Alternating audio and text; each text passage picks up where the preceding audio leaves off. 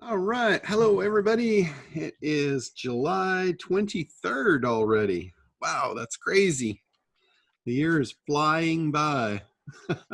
And I see we got fighter jet airplanes flying by too. That's cool. For any of you that follow my SEO stuff, you know I actually use fighter jets or fighter planes from World War II to describe how I do SEO.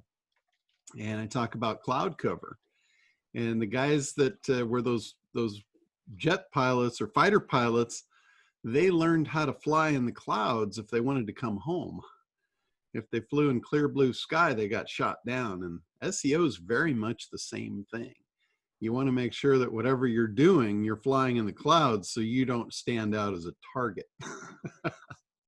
So I've taught that methodology in SEO for over 20 years now. That was kind of my thing right from the get-go, was cloud cover. Make sure you don't get shot down. And that has served me very well over the years. I have never had a client site get banned, not once, not ever. I don't know anyone else in the industry that can actually say that. So pretty cool little deal there. So I love those World War II fighter planes. All right, guys, this call is open for questions. Jim, I see you're on here. If you log into your Kartra account, you'll get a nice little treat there. I've got your two products all set up, one under the other. So finally got a chance to get in there this morning. I told you it was moving to the top of my stack. That's fantastic. I'll be sure to get a lot of people on your hosting program. I love it. Awesome. Yeah. I didn't set up a sales page for it. I just set up the product, the thank you page. I put a sequence in there and an automation to fire the sequence when somebody places the order. I put abandoned cart tags, all the tags, lists, pretty much everything I think you'll need. You're awesome. Thank you. You got it. Hey, John, could I ask what you charge to do that sort of setup? Well, Jim is part of my apprentice program, so I just do whatever apprentices need. And he was kind of stuck last week, or actually it was a couple of weeks ago on a call. We were talking and he just said, hey, I'm just stuck on this thing. And I'm like, oh, let me just handle it for you. Just throw it my way. It seriously, it probably took me about 10 minutes to do the whole thing. Amazing. It's just, I'm so fast in there now just because I know where everything is. And seriously, there's nothing difficult about Kartra. It's all just fill in a form, basically. Like that's all I did to set up his whole product and all that stuff. I just check here, click here, add this. I mean, you have to put titles to things and, you have to name it. You got to put a price in, stuff like that. But it literally, there's no coding. There's no nothing. The biggest hurdle is understanding all the pieces and just knowing where they all are. That's really it. And that's why I did that training. I did a 2-day live training on just Kartra alone, just going through all the stuff, how to set up a product, how to set up a membership site, and everything in there. There's been nothing, everybody thinks that I'm a coder and I'm, a real tech guy, and I'm really not. I know how to get shit done, but I'm not a tech guy. Like when my computer breaks, I'm screwed. I call somebody, I'm like, hey, dude, fix it. So, I mean, the moral of the story is I know most of you guys are like that. I don't think, we've got any hardcore coders, even in our group. I hire them, I hire them when I need them to do what I need done. But even WordPress, I mean, seriously, I am like, if you drop me inside of WordPress, that's like drop me inside HTML. There's no way that, I would have built websites in HTML, and there's no way that I would build websites inside of WordPress. I have an incredible team that they built the structure of the site out for me with Beaver Builder. And then I can go in just like Kartra, and I can point and click and drag and drop, and I can make that site anything I want it to be once that initial piece is done. And that's like Kartra. They did the software for me. They built the whole thing, so I can just jump in there, click and point and drag and drop, and boom, do whatever I want. So it's a phenomenal program. I know back in like '95 when I first started developing websites, the only way that I could do that, there was a program on the market called NetObject Fusion, and it's almost identical to what Kartra is today. Literally drag and drop and point and click and all of that stuff. And it was the first product on the market like it. It was way before Dreamweaver and even Front Page and all of those. It was back in '95 when I found that product. And I built probably close to 1,000 websites over the years with that program. And, back then I was churning out anywhere from 3 to 10 websites a week with that program. Everybody wanted them. Nobody knew how to do them. And I was there. But it was all because of that program. If I would have had to code that stuff, I wouldn't even be here. You guys would never have even heard of me because I never would have existed in this world. Don, I have 2 Kartra questions then, unless you are incomplete with the last person. I'm sorry I came on a few minutes late. Sure, no, go for it. Okay, great. I'm so grateful for this opportunity to ask this stuff. So I'm still on Kartra Starter. Okay. And I'm considering upgrading because it just seems the time to do that. But before that, I'm unraveling this membership, that 4-layer membership and this and that, whatever. And I know there's a way to just have a product. So I'm confirming. Is there a way to have a product have a residual payment? Yes, absolutely. Okay, great. The second thing then is there a way to have a product have a password protected thing without it being a membership? So I can have a delivery page, which is attached to an email, which is attached to, whatever the product is, whether it's a digital download or a video, and have that access to that page be password protected? Yes, you can do that. Ooh, yay! So that means I can get rid of this membership thing, which drives me nuts. You could, yes. Well, just for what I'm creating, there's no reason for it. It just, no, you could simplify things. Okay, love that. For sure. The second Kartra question is the Kartra help desk. And I know that you have a help desk inside your membership, but you also have a Kartra help desk on your WordPress Internet Dominators site. Yep, correct. Is it the same thing? Does it all go to the same place? Yes, it's one help desk. One help desk. And when you create a help desk, you have the ability to take the widget and put the widget on your website, which that's what I've done on my Internet Dominator site. I just plug the widget in there. And then it puts that little floating help guy on the bottom of my page. So anybody clicks on it, it opens up my Kartra help desk. And then the people that communicate through the help desk, does that email come to you and you farm it out or you answer it? Well, when you create your help desk, you can assign people. Like you can, inside your help desk, you can have different departments. Like I could have a hosting department, I could have an SEO department, I could have a Kartra help department, and it could actually go to different people on my team. Yes. Brilliant. Okay. You create users, and then you can assign the user to the department, and then they get notified when somebody posts a question in there. Okay, and then you talk about awesome.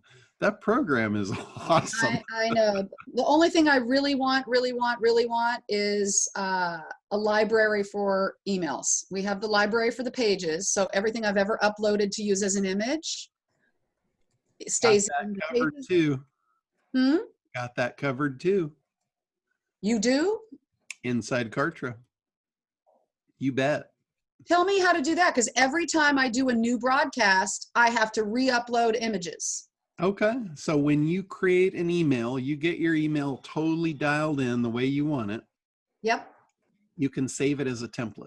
Well, I do know that, but that's not what I want. I mean, I have it as a template, but then when I redo a broadcast, I don't want the same darn images. I want fresh images.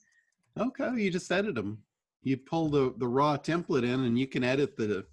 Right. But what I'm trying to say is I have to re-upload an image every time I want to use it. Oh, gotcha.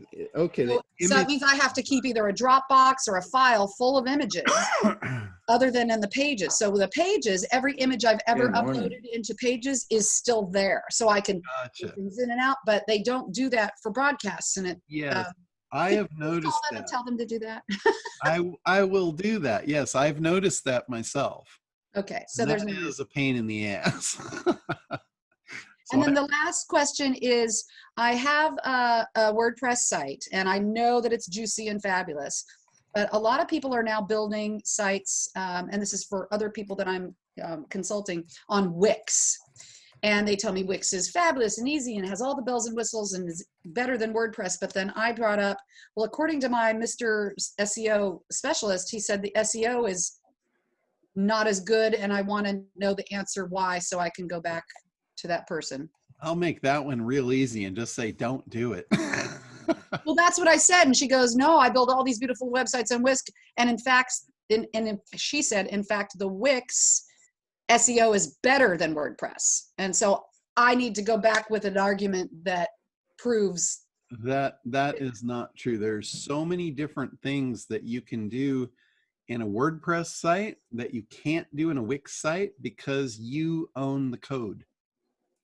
You do not have access to the back end of Wix. Wix is a template only. And yeah, it's easy, and yeah, it's got a lot of cool stuff, but she did use that word code. She says she does her own code. So if she does her own coding, I am pretty sure she's just talking about CSS code. The CSS code is like what makes the website look like what it is. I'm talking about behind the scenes. I'm talking about, like, if you need database access, I don't think you're going to get that in Wix. Okay, the only reason I ask is because she's been hired to create a whole new site for this producer I'm working with, and he trusts me more than this new girl, and she's telling him all this stuff that I don't have the answer to, and I don't want this all built on something that is going to fail SEO-wise. Let's say this guy that wants the site built, he gets an email from an internet marketer and they've got this plugin that does this fabulous stuff. And he hands that to you and he says, I want this on my site. And you've got it on Wix, you're screwed. You can. So you're saying there's no plugins for Wix? Not all the ones that are built for WordPress. I'm not actually sure on Wix because I haven't used it myself. But I know the type of program it is, and I know like from the provider standpoint, they don't want you in the back end on there. It's like when you go to WordPress.com and you have your WordPress site hosted on WordPress.com, they are providing all of the back end for you, and they don't want you in there. Like, they won't give you full FTP access to all of your stuff on there. I know I've got several people that they thought, oh yeah, I want a WordPress site, so I'll just get a WordPress.com site, one of the WordPress sites where they manage it and all that. It's not the same. It's not the same as if you have your own hosting account that you've paid for and you own it, and you upload your WordPress software on there, install it. That's yours. You can do whatever you want to it. You have access to the database. You can actually install other programs. Like, one of the things in a hosted environment, like let's say you get your business starts growing and you want to add additional software and things onto your website. You can't really do that with a Wix site. They won't allow you to install programs. Let's let's say you find something you want to put on there, then you'd have to get a whole nother website, a whole nother hosted account, or, whatever. So it's very restrictive, basically. WordPress is the granddaddy, should always be WordPress. WordPress software, though, not the WordPress service. It's a totally No, I know. Yeah. I got it. I got the distinction. WordPress service is no better than Wix. No, I got it. Mike is on like here. He just GoDaddy or a and HostGator. he's moving off of WordPress because of that, because he ran into all of that stuff. I can personally attest to how much a piece of dump WordPress.com is. It doesn't let you do anything. I can't, the site that I just had John build for me, I can't even upload it to WordPress.com. I have to move to something else. So it doesn't make any sense. And they make it like the biggest pain in the butt possible to do anything on there. And there's like no free playability. So my partner originally built it on there because we tried to build our site entirely on Kartra, and then realized that that's not really the way to go with SEO. So she tried to, make it so that when we built the page on Kartra, it automatically uploaded it to WordPress.com, and that sort of worked, but we still had no control over anything. So it still didn't really work for SEO. So it's not really the hot ticket. And John and Mike are you hosting with John's hosting company? I will be as soon as I wrap up this project. Yeah. So I'm still hosting on WordPress.com because I still have the old site up. And John, what do you charge for hosting? It depends on what kind of hosting. I've got a bunch of different stuff, so it depends on what you need. Okay, we'll have a private conversation about that. I left, believe it or not, Chris Rawson's company. I hope he's not here. Oh. And went to GoDaddy just because I felt like I needed a larger team. And it's just, not that it's been a nightmare, but it's been kind of a nightmare. And I paid a lot more money than I ever wanted to. And now I'm just like, I'd rather go back to somebody I can pick up the phone and go, hey. Yeah. I've had a lot of new customers coming off of GoDaddy and other similar products like that over the last several years. Yeah. And then what happens if you get hit by a bus? What happens if I get hit by a bus? Somebody like Jim probably steps in and takes over the company. Jim who? Jim right next to you there with his hand up. Well, see, it's different. Yeah, I want to say something about John's hosting, because I've done a lot of research. I've been doing websites and SEO for 15 years. And John, I learn from John every week. But GoDaddy, every time I'm on a support call with them, they want to charge me something extra. They're not helpful. I have to call 3-4 times to find somebody that knows what they're doing. Yeah. And I had the same concern, and I do a lot of due diligence, and I'm very skeptical. But John's team and his servers are designed to give full bandwidth to WordPress sites. The cPanel is and the back end is optimized for WordPress. It's optimized for SEO. You don't have to pay extra for SSL certificate or for the newest version of PHP. He also doesn't push the newest version of PHP, which hasn't been tested and tried and proven, and breaks down sites. So I'm not trying to sell anything from John, but that's what I've learned, and that's why I use his stuff. And I'm really. Well, I'm already, in for a penny, in for a pound, and really growing this. And just there's a couple of times I've gone to my own website where it says not available. I'm like, what? And then I have to go again, and then it's there. But as somebody coming to my site, when it goes, it's not available, they're going to go, what rinky dink is this? And that's hosted on GoDaddy, and I think it's their fault. Yeah, what GoDaddy does is this is how they do hosting so cheap. Cheap hosting is not necessarily a good thing, other than it'll save you a few bucks. But what they do, the only reason they can do it so cheap is they take a server and they overload the tar out of it. They'll put 1,000 websites on a server, and they can't handle that. They also put a bunch of one of the things, this is the kiss of death. If you see a hosting company that allows unlimited add-on domains, like you can buy one hosting site for, say it's $10 a month, and you could add 50 to 100 to 1,000 websites onto it. This is what a lot of the internet marketers did, because they could create a private blog network and they could create thousands of spam sites and have it all on a $10 host without having all those different hosting accounts. If you are working with a company to host your site that's allowing people to do that, who knows how many people like that are on the same server you are. They're probably sending a ton of spam out too. So they're killing the reputation of the IP that you're sharing. It's like, that's what you get when you get a $10 host. And then just to wrap it up, because I don't want to take too much more time, but you own the servers? Yes. Because as opposed to being a reseller of HostGator or Bluehost. Yes, my servers are managed in a data center in Chicago. So I don't do any of that work. I pay a monthly fee, and my servers are managed. They're monitored by a team of professionals in a professional data center. So if I got hit by a bus, nothing would change as long as somebody kept paying that bill. Where are they located? They're in Chicago. Excellent. Okay. So it's a major hub. It's a major hub and a major data center. And, as long as somebody paid the bill and we found a face man to just make the connection, we'd all be good. So, well, thank you so much. Don't send a bus now to hit me because you're safe. I won't.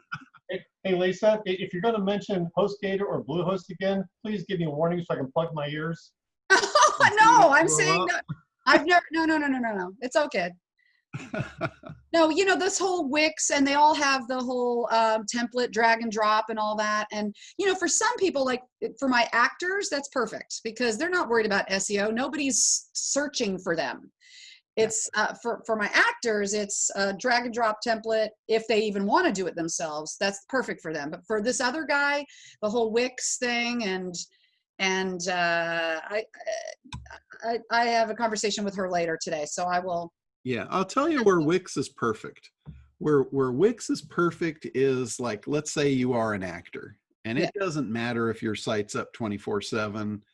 Not too much really matters as long as it's there every once in a while. Probably that's perfect. Like, if you're not a real business, Wix is perfect.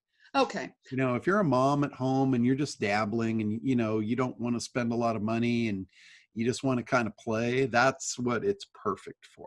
Very good. Okay, thank you so much. Absolutely. All right, who is up next here? Hey, John, a quick question. You said you could refer somebody to help me build a Kartra membership page?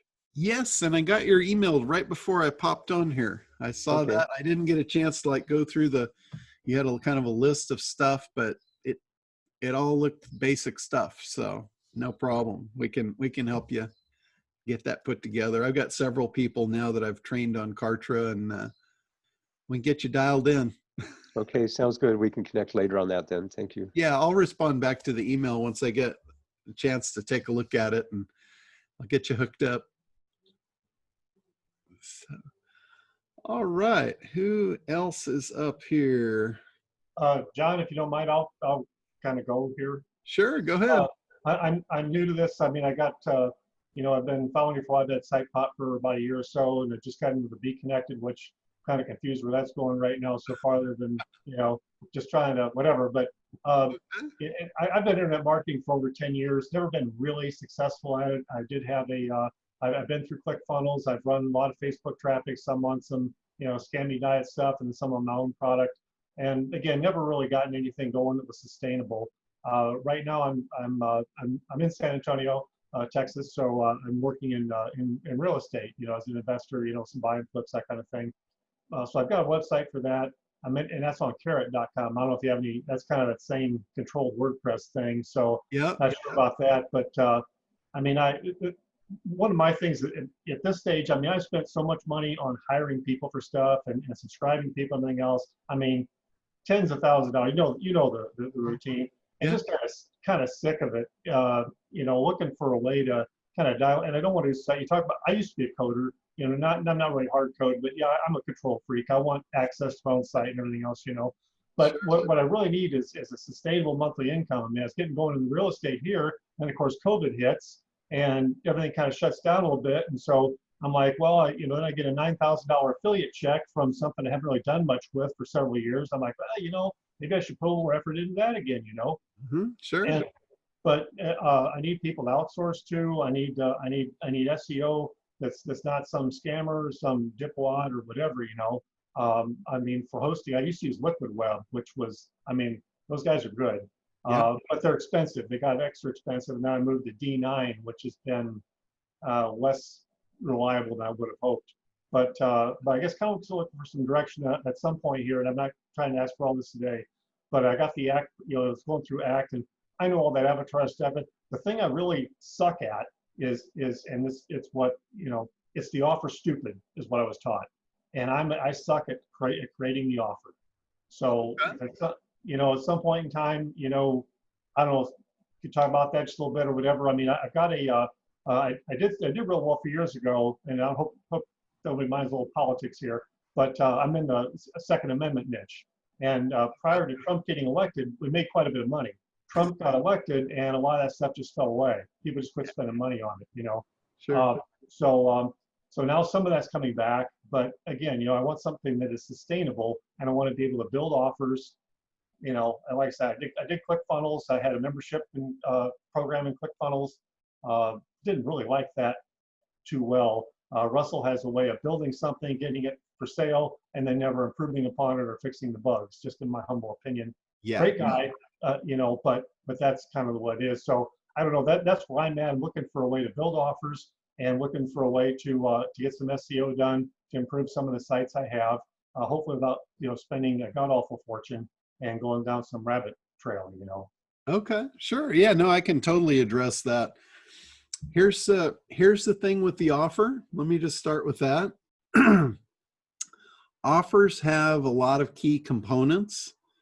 I've got in the ACT program, I've got a full lesson on just how to create an irresistible offer. And I go through in great detail every piece of the offer. But you've got stuff like guarantees, you've got the price, you've got the reduction, you've got the reasons why for the reduction, the rationalizing of it. You've got the trivializing of the price, saying, what else would you buy for this? Like with my ACT program, I put in there, I break it down by the day. Like if you spread this out over a year, the cost of the ACT program, it's less than $1.35 a day. And I said, what could you get for that? That's called trivializing of the price. And that's one thing you want to do in the midst of your offer is you want to eliminate price objection. So there's all those key components of creating the offer. and you can make an irresistible offer, but here's something that I'm going to put in front of that. If you don't do a good job of the other pieces of the puzzle, it doesn't matter how good your offer is, they may never get to it. And on the other side of the coin, if you have great marketing and you fulfill on the other three pieces, there's 4 pieces to any marketing campaign. There's grab attention. That's the first step. If you don't do that, no one's going to even see your campaign. The next step is to create demand and desire for your product or your service or whatever you're selling. The third step is eliminate any potential objections prior to the offer. And 4 is make the offer. If you do the first 3 really well, your offer can suck and it's still going to work. So that's the truth of the matter. Look at it not as an offer, look at it as a marketing campaign. And the stronger you make every one of those 4 pillars, the more it's going to convert and the more money you're going to make. And seriously, once you get your head really wrapped around the process, it's really simple. It's just like going back to simple math. It just works, and it works every time. And, that's why I created the whole ACT program to begin with. And I know you say you're familiar with the avatar and all that, which, everybody thinks that they are. but there's a few more pieces to it. Like in the internet marketing space, you know, Ryan Dice and Digital Marketer and all that, they've done a phenomenal job of putting together training to train people on how marketing works. But those guys didn't really do it. They learned it. They learned it by, you know, other people, and they didn't really learn the whole puzzle.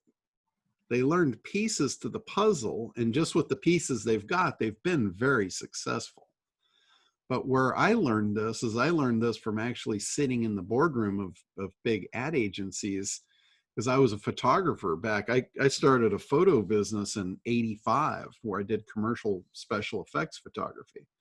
So I was in the boardroom of a lot of those ad agencies when they were creating the campaigns, and I got to see the whole process. And there's a couple of steps prior to the avatar that no one talks about unless you're, you know, you get into the real ad world and you'll hear them talk about this, but they talk about segmentation. Segmentation comes first, way before you start talking avatar. You segment out the market, you identify the most profitable segment, you figure out who the avatar is out of that little slice, and that becomes the key to the kingdom. So there's a lot to it. There's a lot to marketing, but none of it's difficult. It's just like Kartra. You just have to know the pieces, where they are and how they all fit together. And once you do that, you become incredibly powerful, not only for yourself, but to help others. And that's the whole point, the whole reason behind me going to the extent that I went to break all that stuff down in that ACT program, so it could help everybody really understand what the difference is between success and struggle.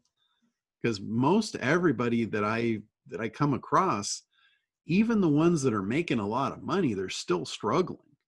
You know, they've got enough of the pieces right, but it's still hard because they don't have the whole puzzle right yet. So that's kind of the thing. You know, the offers are great. The better your offer is, the better that piece of the puzzle will work. But you really need to be concerned with the first three before you even get to the offer. Because like I said, you get those first three right, and you create demand and desire, you grab their attention, create demand and desire, and eliminate objections. Like I said, your offer can suck and it's still going to sell like crazy. Because if you do those first three, nothing will prevent them from buying. They will like hunt you down and club you over the head to give you money for it, literally. And here, just by nature, I don't know like where I got the skill set or whatever, but just by nature, I was always, the offer was the worst piece for me, because I didn't, you know, I don't like confrontation. I don't like, you know, any of that kind of stuff. That's why sales was just not my thing. I always told myself I wasn't a good salesperson. I told myself a lot of lies, basically to preserve and protect my whatever, my inner child, if you want to call it, whatever it was. But the truth is, none of that was true. It wasn't that I wasn't a good salesperson. I could grab attention, no problem. I could do that by, just by nature of talking about what somebody wanted. Like with SEO, I knew what they wanted. They didn't really want traffic. They wanted customers. They wanted to not worry about their payroll at the end of the month. So I could pull them in, no problem. I could talk about the process. I could create demand and desire, eliminate objections. But when it came to the offer, I was just like, I was so far back on my heels, I wouldn't even make an offer. They would have to literally tell me, they would have to ask, okay, how do we do this? And I'm like, oh, really? You want to do this? I mean, it was pathetic, but I still got more business than I could have ever imagined. And I sucked at the offer, but I had the first three pegged. So imagine where I'd be today if I had all four. You know, if I really wasn't afraid of the offer and made good offers and all that, imagine where I'd be, you know, be awesome. Well, yeah, I mean, I know a lot of the big name marketers, and some of them seem to really have a lot of ebb and flow to their business. I mean, you know, when they got a good offer, they got something going, they're hot, and they're you know, you're doing the Lamborghini and the private island stuff, and then next thing you know, you're not hearing from them for a while, you know. Yeah. And it's not just because they're spending the money; they're actually just their old offer burned out, you know. You want the real truth behind that one? Sure. The real truth is they're really good at selling anything. And 99% of what they're selling isn't really good for anything. Oh, true. Absolutely. So they sell a bunch, they make a pile of money, nobody's happy with them, and they disappear for a while. And then they run out of money and they got to do it again. That's the truth. They're really good at selling snow, but the snow melts. You know, that's modern day con artists. Yeah. It's like, you know, Matt Browning, he teaches NLP, neuro linguistic programming, and he makes everybody promise him before he'll teach it to you. He makes you promise to him that you'll use this for good and not for evil. And because, you know, somebody that's really good at manipulation can get anybody to buy anything. I mean, I've been right there beside you. I'm just like you. I'm always looking for the easy way out. I'm looking for the easy button. And I've spent tens of thousands, if not hundreds of thousands of dollars throughout my life hunting for the easy button. John, you are so right about NLP. I'm also a teacher. Yeah. And I make my students swear that they will use it for good, not for manipulation. I had a student I took out of my class, rejected him from the class because he brought up the notion he could go to bars and manipulate women into bed. And I said, you don't need to be in my class. Bye. Yeah, you know, and it's true. You can use it for things that are not good, you know? As soon as you know, like, you know, they say with knowledge comes power. Well, power can be a bad thing in the wrong hands. And you know, that's what you see for the, you know, a lot of these marketers. They've got that power and they use it for their own purpose. You know, they want to make a bunch of money so they can go and play and have the Lamborghini and, you know, all this fancy stuff. And they use it. They can't really fulfill. They're making promises they can't keep. They, you know, so all of a sudden, then, like you said, they're gone for a while. They disappear. They don't want to ride through the aftermath, and they just avoid it. So they just go away, and then they'll come back. You know, as soon as they run out of money, they'll be back. I guarantee it. And they'll be back with the next best, greatest thing. So, you know, I know most of you guys personally. I know you guys don't do that. You've all got, you know, real stuff, or you're hunting for stuff. Some people are doing affiliate marketing, you know, and that's perfectly fine. Here's the deal with that. Affiliate marketing solves a really good problem because there's a lot of people out there that do have great stuff. They don't know how to sell it. An affiliate marketer, if you know how to sell, you are a match made in heaven for a product provider that provides great stuff because you've got what they don't have. You have the ability to sell their great stuff. Maybe you don't have the ability to create it like they do. So you take two people that have great stuff. One has great sales ability and one has a great product, and you put those together, and now you've got a money-making machine. Most times, from what I've seen, it's very much an anomaly to find someone that actually creates great stuff and also is a great marketer. I mean, you can do both. I'm not saying you can't, but I've just noticed it's kind of an anomaly. But here's another truth about that. Marketing is a learned skill. Marketing is definitely a learned skill. Anyone can do it if you put the time and the effort in.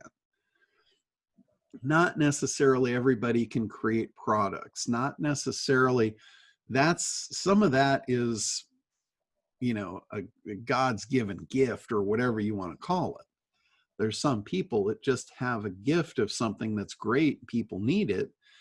So that's a lot harder. You can't just put in the time and effort and do that, you know, in a lot of cases.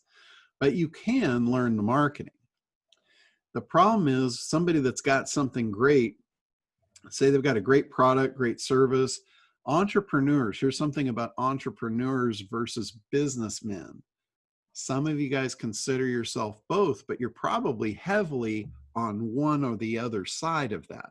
A businessman thinks numbers, logic, sense. They're very task oriented to getting shit done. An entrepreneur is somebody that they're a brainiac of ideas. You know, they're coming up with great stuff, just one right after another, rapid fire. They're not good at finishing the job. They're good at coming up with ideas. They're idea people. That's an entrepreneur. They're awesome, but many times they don't have the business skills or the business sense.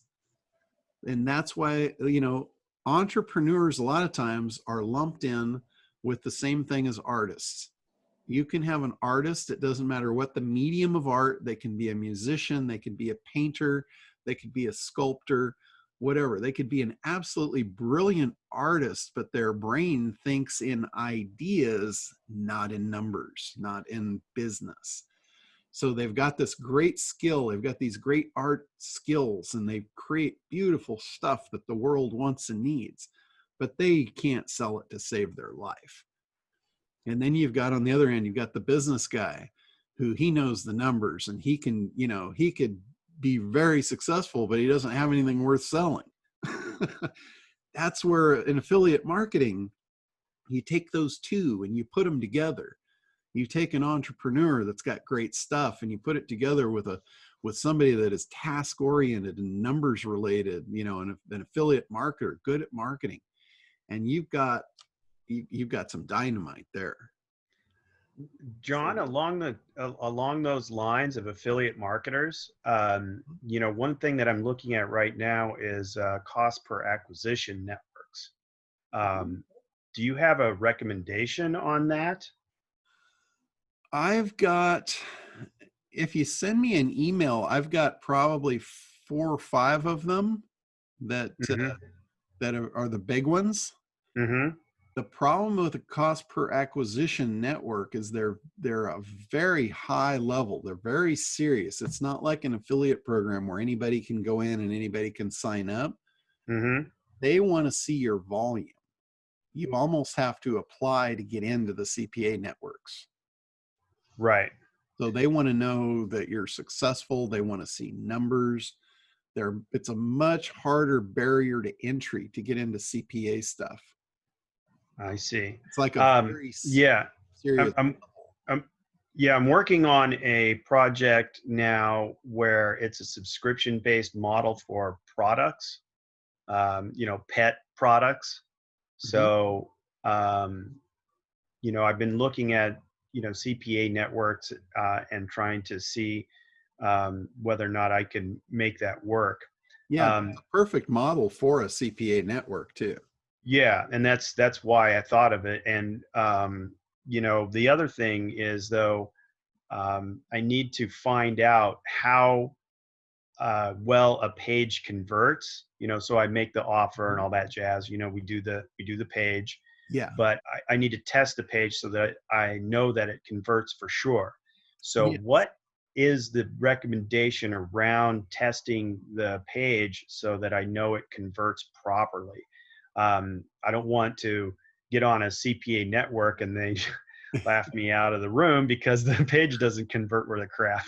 Yeah, and that's exactly what will happen too.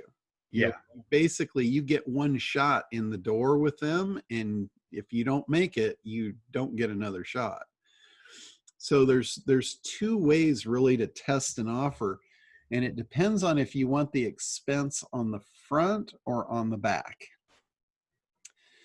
And what I mean by that, if any of you guys have been through, my traffic courses and stuff like that, there's expense on the front where you pay for the traffic, and there's expense on the back where you actually do an affiliate offer and you get an influencer and you have them come in and they basically put you on a webinar with their group of people. You sell, you give them a commission, and usually it's a recurring commission. So I love that model. I have built almost everything I've got on that model. I've done a lot of paid traffic for clients. I have done very little paid traffic for myself because I've just found it so easy to find an influencer that has already paid for the traffic. They've already built the list. I can do a partnership with them. They can promote me. There's so much validity in that because they're not only putting me in front of their audience, they're introducing me to their audience and they're endorsing me prior to me saying a single word to their people. So it's almost like it's a warm audience. Even though they've never met me before, that's how you get a warm introduction to a cold audience. And it's a totally different dynamic when you do that. It can wind up costing you a lot more on the back end. I've never cared about that. I've been a big proponent of share the wealth. If somebody brings me new customers, I am happy to share that with them. Always have been. That's probably one of the reasons that I've been so successful throughout the years. I pay everybody for everything, and they know that, and they want to do more of that. It's like I learned that, believe it or not, I learned that from a good friend of mine many, many years ago, and he was a vet. And I got, one of my first dogs, and I took it in there, just got this brand new puppy, actually 2 puppies, and I take him in there for him to check out, because he's my vet friend. And he asked me if I had started training the dogs yet. I'm like, no, I don't really know how to do that. So he sat me down and he said, look, here's the biggest thing that you're going to learn about this is behavior that is rewarded is repeated. Think about that for a minute. Behavior that is rewarded is repeated. So it works great for dogs. It also works great for humans. So when I pay someone for giving me a referral or bringing me a new customer, I'm rewarding them. That behavior is now repeated. And I've done that throughout my entire business career. So not a day goes by when I don't get an email or a phone call or something of a referral. And I make sure that every one of those gets paid. If that job comes through, if I make money, I share it. So okay. That's money on the back. It costs you more. Like if I didn't take that aspect, let's say, let's turn the clock back and say I decided to begin my career greedy and not share with anybody and just, keep everything to myself. I would go out, I would pay for traffic. I would take all the profit, keep it all for myself. But then next time I wanted something, I would have to pay for it again. So Mm-hmm. no doubt it's cheaper on the front to just buy the traffic, because once you get your conversion numbers, you can scale. It's great. I've helped a lot of companies do that. And how long do you need to run that paid advertising to determine whether or not the page is converting properly? Is it a week or 2 weeks? It depends on how much money you throw at it. Okay. And you could buy enough traffic in an hour to figure it out if you wanted to. Oh, I see. So it doesn't rely on a time frame. It's just how much money. It's numbers. It's like if we send 100 people to this page and 10 click through, we know we have a 10% click-through ratio. Now you probably want to send a few thousand. You don't want to base the things on 100. You want to Right. send a few thousand people to a page to know what your click-through is going to be. Out of the click-through, there's going to be a certain percentage of those that go through and actually follow through the campaign and actually make a purchase. At that point, you know, you've got a couple of very valuable numbers there. You know, I need X amount of people to make a sale, and I know what X amount of people costs.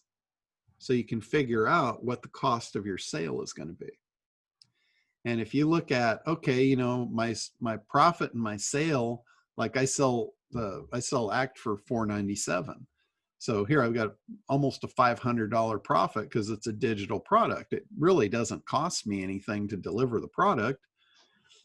So if I can make a sale for anything less than $500, I'm profitable.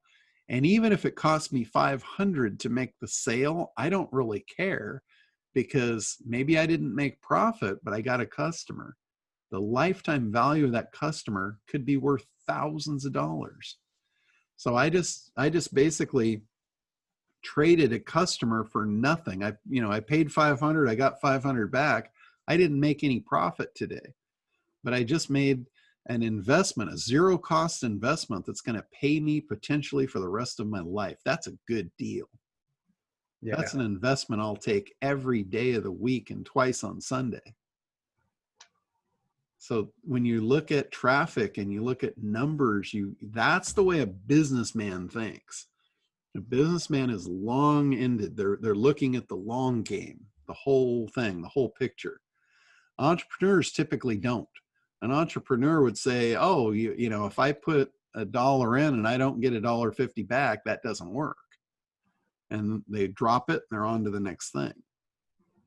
That's not the way business people look at it. So they look in the ACT program and in a bunch of your examples, we have some highly converting product pages that I can take a look at. Yeah. Yeah. Okay. I'll look for those. There's examples in there. There's examples of all the steps. Like one of the biggest things is in conversion is your front end. It's how many people click through, and that's based on the big idea concept.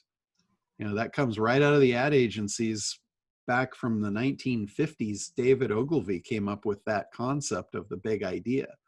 And I've broken it down into a formula. You know, there's 3 pieces to that formula of the big idea concept. And that's probably the biggest thing that will increase your conversion numbers, is that part of the funnel. Because if you're paying to get your ad in front of people, the number of people that click is going to make a big deal. That's a big difference. You know, the other thing is the more people you put into your marketing funnel, the more people are going to fall out as customers on the other end. As long as you keep it in sequence, as long as you stay on track, as long as you speak the language of the person that you're speaking to. You know, if you don't, that's the easiest way to get them to fall out, and then that kills your numbers on the sales side. So you've got to be congruent all the way through. And it's based on a promise. If you look at it, if you look back to the ACT program, all of this is based on a timeline. The timeline is where the person is and where they want to be. And if your big idea invokes a promise of getting them there, and it shows them a unique mechanism of you have a way to actually deliver on that promise, and your marketing campaign is following through with that and giving them the confidence that, hey, they really can do this. This thing works. You eliminate objections and you make the offer to take them to the end of the rainbow where they want to be. It becomes a no-brainer. Like, that's where I say, if you have a great marketing campaign, your offer can suck and it's still going to sell like crazy. So there's a lot of methodology to marketing, and it's all learnable. It's all based on formulas. It's all, you know, it's like you can learn math. You might not want to, but you can learn math and it will change your life for the better. That's the same thing with marketing. You might not want to learn it. You might not want to spend that time, but I guarantee you, if you do, it's going to make your life a whole lot better for the rest of your life, because it's going to make anything you want to do in the future easier. You know, you're going to have ideas. I don't know what they're going to be, but throughout your life, how long do you expect to live from here? How many ideas are you going to have that could be great, that could put a bunch of money in your pocket if you knew how to market it? I think it's very much time well spent, you know. It's like going to the gym. They say no pain, no gain. You know, what's the gain worth to you? Is it worth it to have that skill? You know, it's like when you go to the gym, is it worth it to you for you to lose the weight and look good and whatever it was that drew you to that, whatever the desired outcome was of that, was it worth, you know, was the juice worth the squeeze? And I am a firm believer that it absolutely is when it comes to marketing. The juice is worth the squeeze. Learning this as a skill, you know, and SEO is just a little tiny piece of it. SEO is just in the traffic part of ACT. ACT is analysis, creation, and traffic. Traffic is the last thing that you do. If you're doing traffic and you don't have the A and the C done right, you're just wasting money. You know, the traffic is just, you're just going to chase your tail on traffic. Traffic is just going to be expensive. So, you know, I hate to, I'm getting much stronger in this because my belief in this, the more I see, the stronger my belief in this becomes, and potentially I don't become too abrasive with my messaging, but I am just very much, you know, it's changing me the more I see people struggling. And the more I see people struggle that are not changing, I'm taking that personally. I'm like, maybe I'm not being aggressive enough here to get them to understand this, but I can help them to not struggle. So I know if you guys have been following me for any length of time, I'm probably way more aggressive on this messaging thing now than I ever have been in the past. I've always been kind of, you know, soft and cuddly, but hopefully I don't lose all of that. All right. Anything else here before we wrap up for today? Hey, John, I've got a quick question, if you don't mind. Yeah, sure. Go ahead. First off, thanks for having this. Is my first meeting, my first Zoom meeting, and I'm really excited to be here and start the ACT program. I think it's going to be really huge for my business and for myself, so I really appreciate it. Awesome. Lord. Yeah, absolutely. Emails for a long time. Yeah, exactly. It's about time I found my way here. There you go. And I've been using SitePop now for a lot of my clients. It's worked for some of them. It's worked fantastic. For others, it's still a part of the process, as expected. On the webinar that we did last week, or I think it was last week, earlier this week maybe. There was one question that was brought up that I wanted to have a follow-up question to it, if you don't mind. Sure. So don't you know the one thing that you addressed, which is if a keyword isn't recognized by Google or it's not listing, then it will attach your brand to that keyword to then bring it up to the first or second page of the search. When that happens, would you recommend switching the keyword to something else, or is it effective the way it is with doing it that way? Like, is it kind of assigned to us as the managers of saying, hey, like maybe we should switch out that keyword for one that does rank, or will through time it start to rank? Sure. It's really kind of there's not really a right or wrong answer to that. It depends on if it was a keyword that's high impact for you, and it's really the keyword that you actually wanted, I would probably leave it in long term. If you are doing the strategy, like I have a strategy at looking at keywords that are on page 2 and 3, and even though they might not be your ideal keywords, you can use those first to get faster traction, and then it pulls other keywords up. In that case, I'd absolutely swap those out, because you're pulling the secondary ones up to become the primaries, and then you're taking the ones in third position becoming secondaries, and now you want to turn them into primaries. and you can just keep pulling them up and up and up. So in that case, Right. I would swap them out. But if you're going after like a main keyword that's really impactful for you, and long term that's going to be, you know, something that is beneficial for you, I would keep it in play. I'd keep it in play long term. Okay, cool. Because the client that I have, they've used SEO companies in the past and have gotten ripped off. There's no transparency. They loved, you know, I explained how site pop works, and they're like, wow, like that's incredible. That makes sense. It's intuitive, which, you know, brings them on board. But I looked, and I also signed up for SEM Rush as you advised as well, as a mechanism to try and help them. And when looking up their website, they don't rank for any keywords, like literally none. Yeah, that's tough. So I was thinking, okay, maybe even if I just put their most desired ones in Site Pop, try and do some, you know, through ACT and learning through the ACT program, maybe doing some more traditional SEO as well. Yeah. Maybe I could help them rank for something. Oh yeah. You can definitely have them rank for something. What I would do first, the first thing I would try and do is I would try and get them to rank for their own proprietary terms.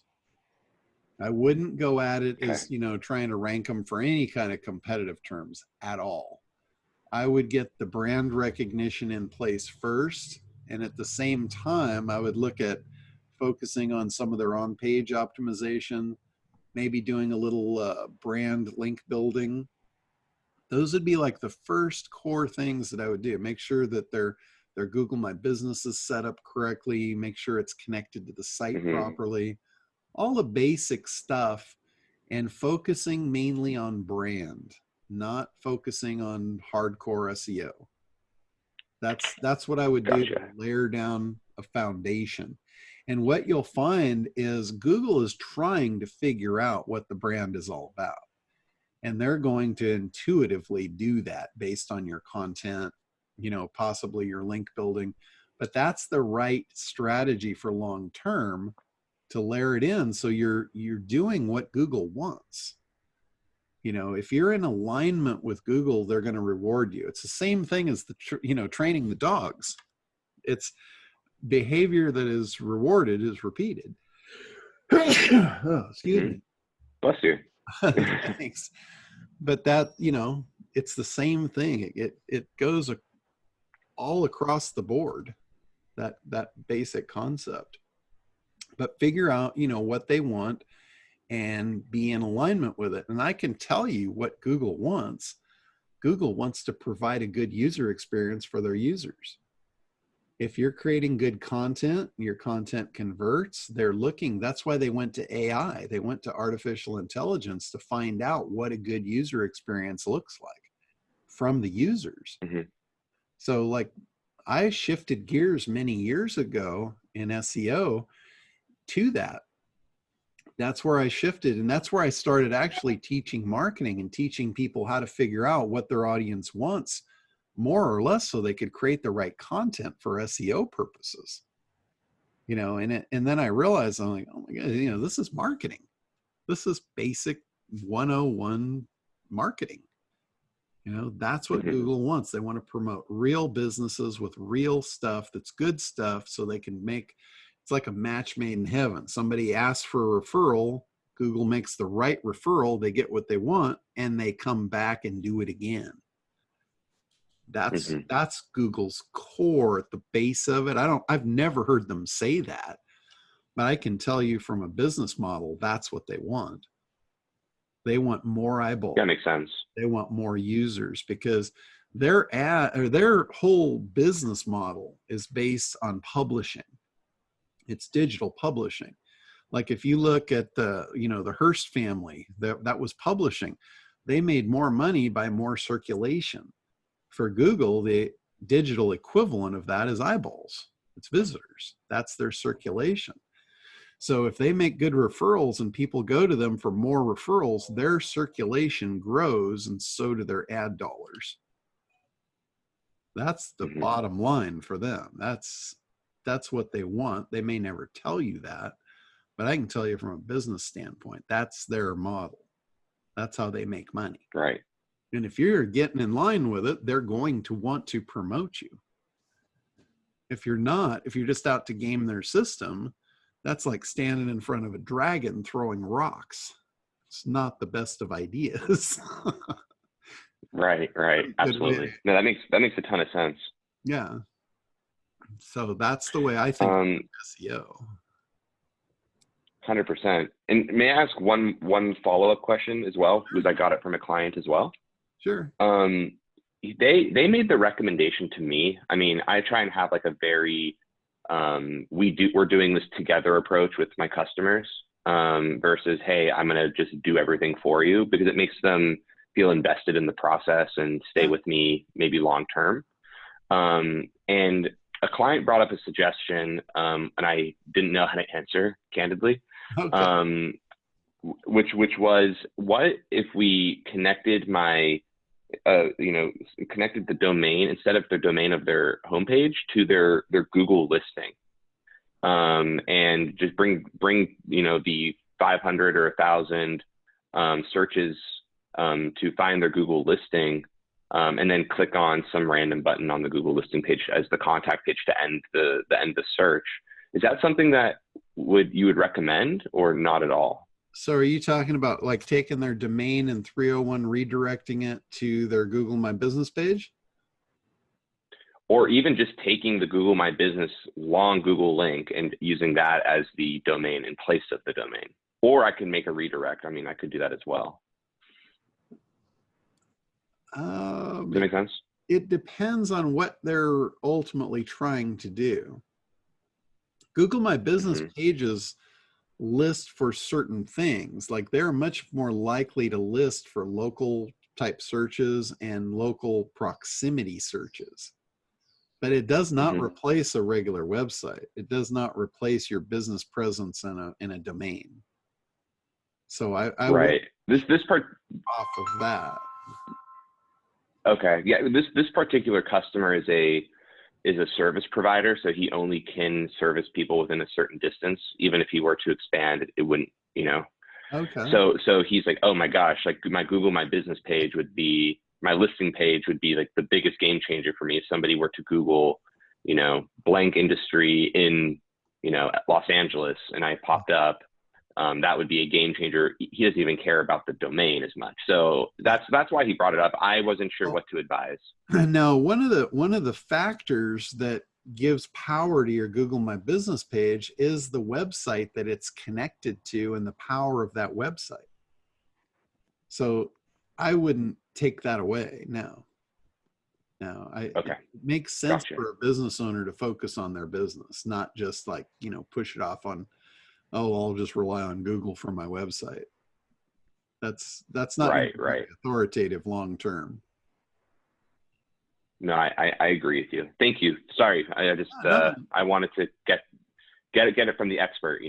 Yeah, no problem. I wouldn't do that myself. I would connect them and let the power play between the two. So. Gotcha. Brenda, your hand up. Thank you, John. We are new in the program, so and I say we because my husband is with me. So we have a couple of questions. Maybe you can help us, and thank you very much for your time. Sure, absolutely. Welcome aboard too. Yeah, John, nice to meet you. This is Abraham. Hi. And as Brenda mentioned, we are new in the program, so we are very interested in understanding what exactly it means. We are technology and administrative persons, so we are trying to make a new business here in Mexico City. So yeah, we are trying to understand all these things in your videos are very interesting. And we are in the avatar creation phase right now. We are new in the program, as I mentioned.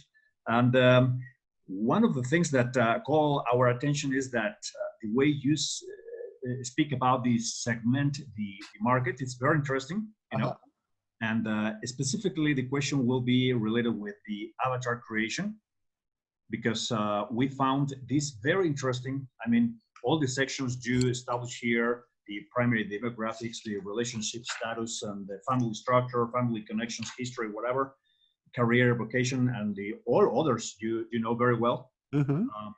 It's a nice and deep and very intelligent way to search to know your client.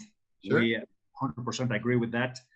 The question is, we are wondering how we can get all this information, because you know, probably this depends on the culture, probably this depends on the country you are in, whatever, but most of this information looks like it's very invasive. I mean, if I ask you, are you single? How many children do you have, or something like that, can be, hey, I am in the beginning of our relationship, I am not going to answer that personal questions. Sure. So the specific questions we do have for you this time is, you perfectly established all these insights, all these details we should have from our customers. The problem is how we can get that information. Gotcha. And here's something too that you need to get. When I created those documents to create the avatar and really kind of understand them, I put basically everything I could think of down. You don't necessarily need all that information. There's a lot of it that in any particular case, it might be irrelevant. It's when it is relevant, that's when you want to pay attention. But if they're single or married, if that doesn't matter, then it's irrelevant. So don't think that you have to fill everything out and do it 100%. You don't. In most cases, you won't have everything. Nothing will be relevant all across the board. But the most important thing is really to figure out, like let me just talk a little bit about segmentation, because this is really important when you're working with your avatar. You could have the same exact identical product or service, and it can serve different segments. And I use water. I use water as a perfect example of this. Everybody drinks water, right? So water is a perfect example of a product that serves every segment.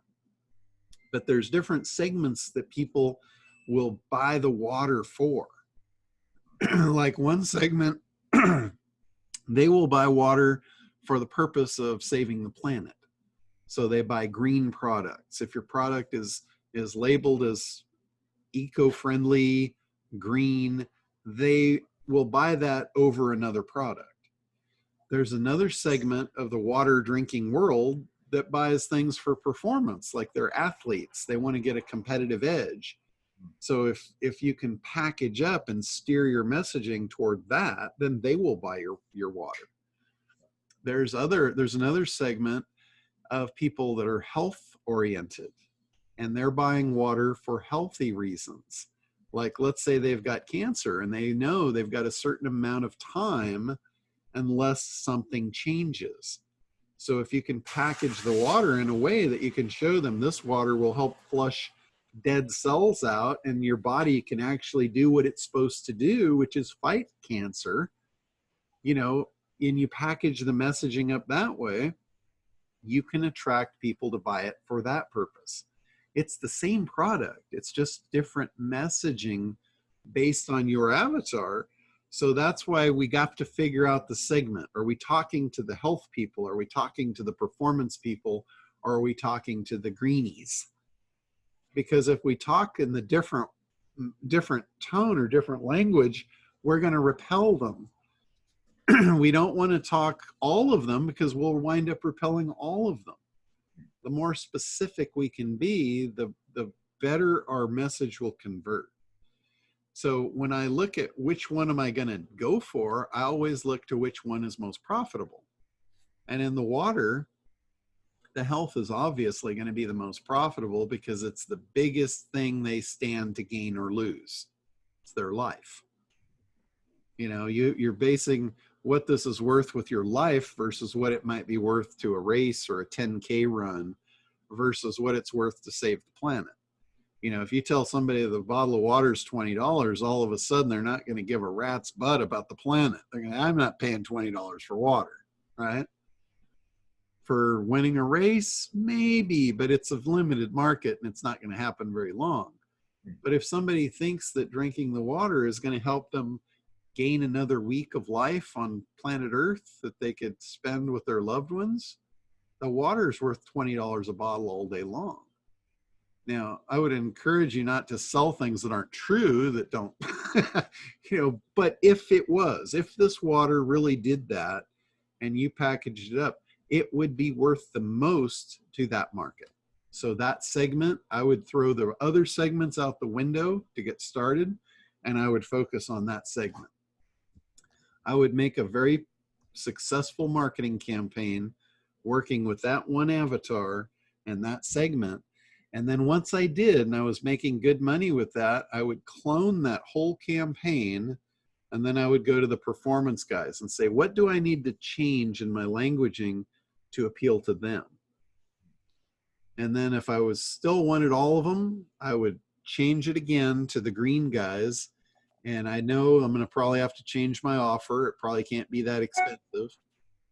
But I can still make a little bit of money off that. Now, most people, when they learn how to do this and they make money out of that profitable segment, they don't go anywhere but right there. They just take life the easy way, and they make the money, the bigger money, the easier money, the faster money, and they just stick there. So that said, knowing like segmenting, and now we're on to the avatar, the most important thing about this avatar is understanding where they are, what state they're in, what they're feeling, what emotions they're experiencing, and how that's important to them, or why getting out of that is important to them. Why do they want what they want?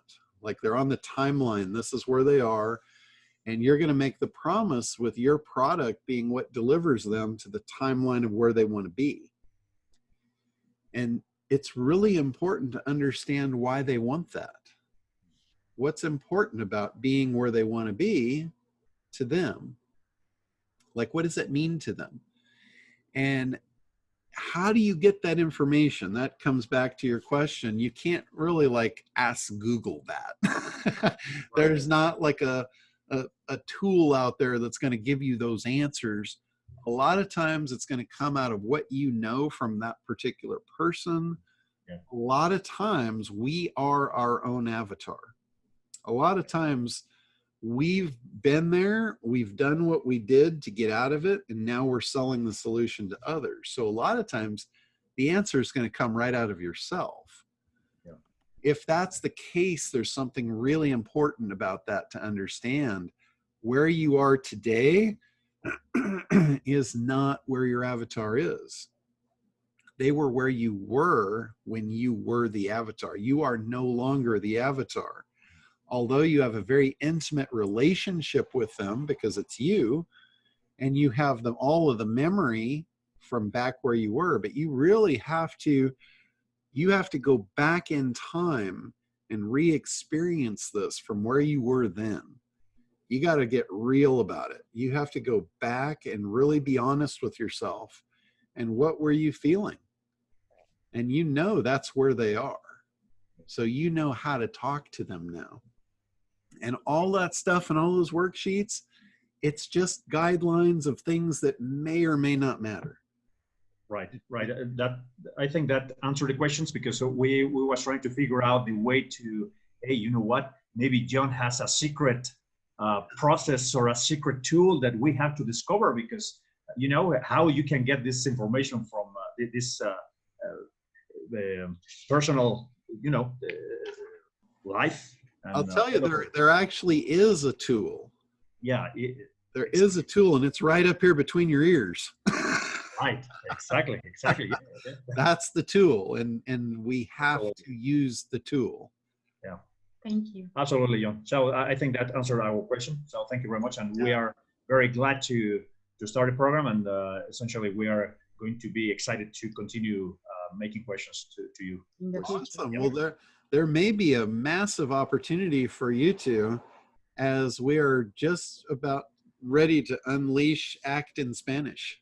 Absolutely, will be very nice. And we have it all translated now. We've got it all converted, and we're going to be looking for partners. Excellent. To be affiliates. We should be. to the Spanish community. Absolutely. For Yeah. sure. That might put you in a really good spot right there. Absolutely, John. Thank you. Thank you very much. Yeah, you're very welcome. Bienvenidos, Mexico. What's that, Woody? I said, Bienvenidos, Mexico. Welcome, Mexico. Welcome, you guys.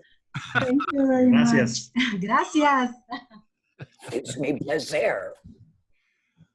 All right. Lisa, you had your hand up. Was that from before or you got a new one? Okay, we're all good. All right, guys. Well, we'll go ahead and wrap Wait up. a minute, John. I got a couple of questions. Okay, go ahead, Woody. I asked you 3 of them. Well, one is I'm getting Kartra training session number 24. I haven't even seen number 1 yet. Is there a way to reset that counter so we get it at the beginning? Yes, absolutely. If you go into the Kartra universe, their online training portal, they have every one of those in there, and they're all pretty much in order. It's really good training. Kartra has really good training, but it is in pieces. It's not a training like shows you how to put it all together. It's training on every little specific piece, which is very useful. It's very helpful. But knowing that, if you take that and then you go through my funnel training where I put it all together for you, then I think you'll have a real high impact with learning it. Very good. And the other one I had was about the other one we signed up for, the call you do at 10 o'clock on Be Connected. Oh, yeah. Uh-huh. How can I get on with their customer service so I can figure out how to make a Zoom call? Oh, gotcha. You can use support at Be Connected as the email for the support there. That'll put you in connection. And if any of you guys got into Be Connected and you want help getting your 2 people, they have calls almost every day that you can put people on, and it goes through, it explains the whole process and all that. I'm their Monday trainer, so I do their Monday morning call. It's 10 a.m. Pacific. And if you've got prospects, put them in there. I explain the whole program, explain the offer, explain how the whole thing works. And I just got permission to edit and alter their presentation to be a little more my flavor, which will be nice because a lot of people that have seen me do that presentation, they're like, wow, that doesn't sound like you. And it's not. I'm representing their company, so I'm, following their guidelines, but I did get permission to kind of go off the range and be more me. So those should be a little better from now on. Good question, John. If you've taken the ACT before, the repeat, I know that, Roger, thank you for dropping the Dominators Internet URL into the chat room, but are all of the ACT recordings that you've done in your teaching there available also? Yeah, now with the ACT program, you've got all the ACT training videos, and there's a bunch of stuff in there. I also do live events. Right. So I have 3 live 2-day events that I do. We call it ACT Live. And one of them, the first one, covers the whole ACT program just as a core. It's like a 2-day, we call it Fast Track. And then I've got another 2-day on Kartra, which we call Funnel Camp. And then the last one is Traffic Camp, where I go through all the different traffic channels and really how to scale up using traffic sources. Those are not included in the ACT program. Those are additional live events. So I don't know if you bought those, and if you did, then you have access to them. Yeah, I took those previously, so I'm just checking to see where I can find those. Yeah, those are online. You should be able to get to them in the membership area. There should be a live tab. Okay, thank you. All right. If you can't find it, just shoot me an email and I'll send you the link. Thanks a lot. All right. All right. Anything else before we wrap up here? Can you explain your $400 a month apprentice program in a nutshell? Sure. In a nutshell, that program is, it's the most non-program program you can imagine. It's not defined. It's not determined. There's no requirements of it. It's basically, it's anybody that's in there, I just do whatever they need. So they can schedule hour calls. We can, you know, we work on stuff. It was originally meant for me to help them go through the ACT program and put together a marketing campaign. That was my initial intent to it. I've only had a couple of people that actually used it as intended. Other people have just used it for help building their business, help identifying what their business was. It's really open to anything you need. It's like putting me on your team at a higher level than the group call here. It's me working with you one-on-one. So, And that's $400 a month, John? yeah. Yeah. And And that's different than your $1,000 a month, which is one-on-one? No, that's like somebody that's not in this group. That's $1,000 an hour.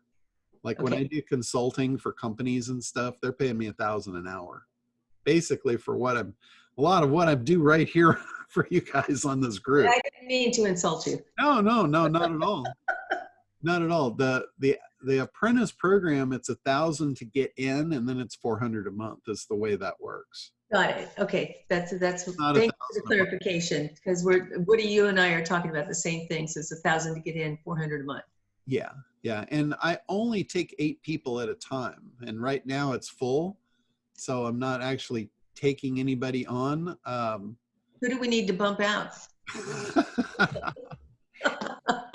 Every once in a while, somebody will drop out. Maybe they've got, you know, everything they need. They don't need me anymore, and you know, hey, that's fine. Hey, we're good for the waiting. We're good for the waiting list. Yeah. Okay. Yeah, that's not a problem. How do we get on the waiting list? Every time there is an opening, I usually send an email out, and then it's filled within minutes. Yeah, we want to get an edge on that, Woody. We'll have to build a strategy. I'll tell you what I'll do. I will create a landing page, since I am so good at Kartra. I'll create a landing page and send out to anybody that wants to get on the list. Beautiful. And that way I'll send it to you guys first.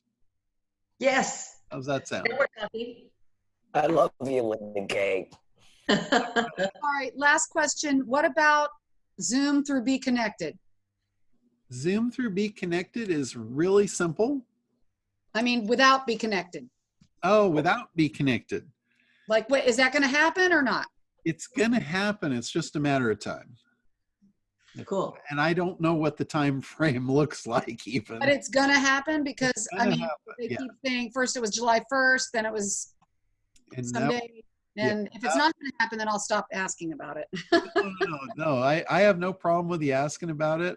It's going to happen. It just cues me to keep following up with them. Okay. That's really, it's just a matter of time. They've already promised it to me. They've got so many people coming in through Be Connected right now. They're just out of their minds trying to keep up, and they're having a little scaling problem with customer support.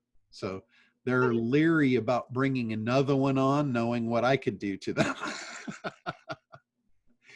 So, but it is coming. It will be here before you know it. All right, guys. Well, have a great week. I look forward to these calls. These are awesome. Thank you all for being here, and I appreciate you all. Bye-bye. Rock on. Gracias. Bye. Gracias.